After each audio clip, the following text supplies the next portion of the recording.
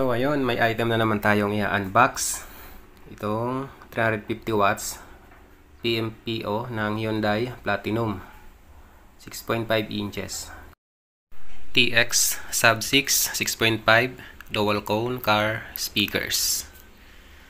Maganda kasi guys yung mga review nito sa Lazada, tsaka marami na din yung nag-order, kaya tatry natin.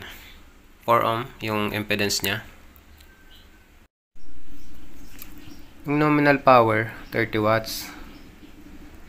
Yan. Buksan na natin. Tingnan natin kung maganda ba yung pagkakagawa.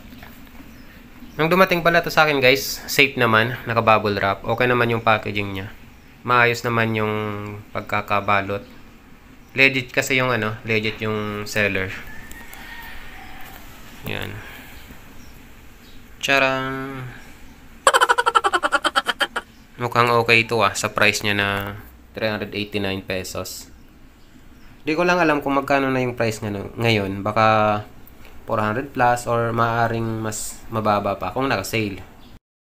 Tsaka kung mapapansin nyo, medyo makapal at malaki din yung magnet. Ito yung harap niya guys.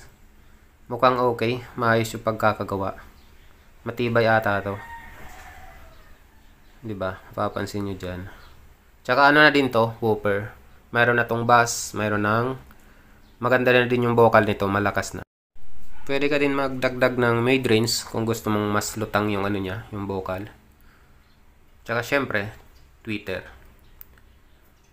Siguro, match to sa mga amplifier na 30 watts, tapos kasi niya nakalagay dyan 30 watts yung nominal, tapos yung PMPO 350 watts. Kung mapapansin nyo, may ginawa na ako nitong sound test dun sa tinest ko siya sa amplifier na D10.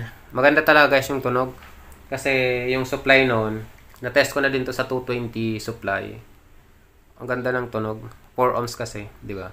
Tsaka yung 350 watts yung maximum niya. Kinabitan ko lang ng isang tweeter. Okay na. Hindi naman kasi kailangan na kapag mono lang yung amplifier natin, kakabitan natin ng